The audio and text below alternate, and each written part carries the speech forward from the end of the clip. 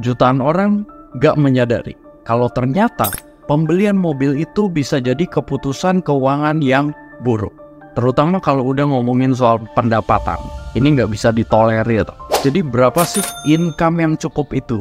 Di sini gue bakal kasih gambaran hitungannya. Jadi kita bisa sama-sama pelajari kesanggupan atau kemampuan kita tuh sebatas mana. Pastinya ini penting banget buat kita semua, buat planning dan perencanaan keuangan kita semua. Seringkali banyak teman-teman di sini yang tergiur sama iklan.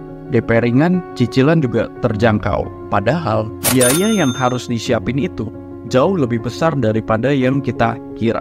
Mungkin kita semua di sini udah tahu hal ini, tapi gue mau ini jadi pengingat buat kita semua. Karena seringkali ini kita putusin tanpa ada perhitungan yang benar-benar matang. Disclaimer dulu, konten ini gue buat berdasarkan riset personal. Jadi mungkin aja ada angka atau estimasi yang meleset. Oke, gue langsung masuk ke alasan yang pertama. Penyusutan harga mobil. Ini hal yang pasti terjadi. Mau kalian beli baru, second, penyusutan itu pasti ada. Jadi ini definisinya penurunan harga aset yang terjadi seiring berjalannya waktu. Kebanyakan yang signifikan itu di mobil baru. Dan biasanya ini terjadi di 5-10 tahun sejak mobil itu dibeli. Mau baru 5 menit kek, mobil yang udah dibeli, udah nginjek aspal, itu hitungannya udah second. Harganya itu udah langsung otomatis nyusut sekitar 15-20% hitungannya. Contoh, kalian beli mobil di harga 200 jutaan. Kalau hitungan 20%-nya, berarti nyusutnya udah sekitar 40 juta. Nah, di tahun kedua dan selanjutnya, itu biasanya kurang lebih 5-10% per tahun. Tapi tergantung juga sama kondisi mobil yang mau dijual. Nah, kalau kalian lihat di gambar ini, mobil kalian yang seharga 200 juta itu turun sebanyak 45% atau sama dengan 90 juta di tahun keempat. Dan di tahun kelima, udah tinggal setengah harga. Cicilannya baru selesai, harganya udah turun banyak banget. Alasan yang kedua, biaya.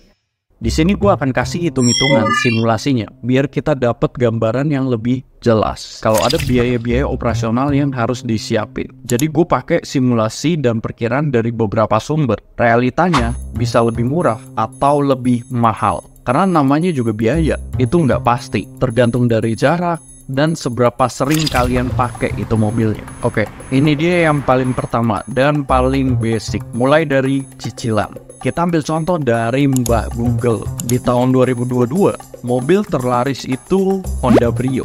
Jadi kita pakai contohnya mobil itu ya. Lanjut ke harganya. Di sini, yang termurah itu sekitar 165 jutaan. Dan yang termahal itu sekitar 240 jutaan. Kita ambil rata-rata aja di angka 200 juta. Terus, kita masukin ke simulasi cicilan. DP-nya gue masukin sekitar 20%, berarti 40 juta. Oke, kita dapat angkanya segini. Loh, kok DP-nya naik sih? Oke, nggak apa-apa. Karena ini simulasi, kita coba ikutin aja dulu. Untuk angsuran, di atas 4 tahun itu kelamaan.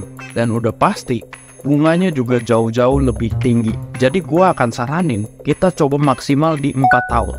Dan di sini kita dapat estimasinya 4 jutaan. Gua ambil acuan ini sebagai contoh aja. Balik lagi ke kesanggupan kalian. Biaya yang kedua, bensin. Di sini gua acuannya pakai pertama. Karena rata-rata kalau mobil keluaran baru itu spesifikasinya minimal Pertamax ya. Kalau jarak tempuhnya 20-30 km per hari dan asumsi pemakaian bensinnya di 1:10, kita dapat di angka sekitar 1 jutaan. Ini bisa lebih banyak lagi kalau jarak tempuh kalian lebih tinggi, intensitasnya lebih sering lagi. Biaya yang ketiga, tol plus parkir. Ini kita asumsikan sebulan kurang lebih di 500.000. Lalu yang keempat ada servis rutin. Ini gue kalkulasikan udah termasuk ganti oli dan servis rekomendasi bengkel resmi. Biasanya pakai patokan per 5.000 sampai 10.000 km sekali atau sekitar 3-4 bulan gitu. Tapi bisa juga lebih cepat kalau pemakaiannya itu sering. Di sini kita asumsi sisihin sekitar 500.000 per bulan. Jadi gua ambil rata-rata, kita bagi untuk tahu biaya per bulannya berapa. Dan biaya yang kelima, pajak kendaraan. Perhitungannya kurang lebih sekitar 2% dari NJKB, nilai jual kendaraan bermotor. Kalau harganya 200 jutaan, berarti pajaknya sekitar 4 juta. Yang berarti kalau kita bagi ke 12 bulan, itu sekitar 333 ribuan. Nah, di sini kita udah dapat totalan angkanya. Estimasinya berapa kira-kira? Oh iya, gue belum masukin biaya asuransi. Ini kisaran 3-5 juta per tahun. Kita ambil yang paling hematnya itu sekitar 3 juta. Dan dibagi ke 12 bulan sama dengan 250 ribu per bulan. Yang berarti totalannya udah 6.700.000-an. Gimana? Setelah dapat kalkulasinya, mungkin ada gambaran harus punya income berapa? Apakah setelah punya mobil, kalian jadi tidak lebih boros? Dan apakah biaya-biaya yang tadi itu lebih besar daripada kebutuhan pokok kalian? Ini bisa kita refleksiin sama-sama. Dan bahayanya, kalau ternyata kondisi finansialnya atau kondisi keuangannya belum stabil, kayak ada penurunan pendapatan atau tiba-tiba ada biaya yang nggak terduga lainnya. Jadi stop maksain diri. Sebelum kalian beli mobil, kalian mesti pertimbangin hal-hal tadi. Kalau memang pemakaian nggak sering-sering amat, otomatis beli mobil itu jadi keputusan yang buruk. Jadi kalian buang-buang uang doang, udah kena bunga yang gede, terus harganya itu semakin tahun semakin nyusut. Alternatifnya kalian sendiri udah tahu. Kita bisa pakai motor atau kendaraan umum lainnya. Ojek atau taksi online juga udah banyak. Aksesnya udah lumayan gampang. Pastinya bakalan lebih hemat karena nggak ada biaya pajak tahunan atau servis rutin.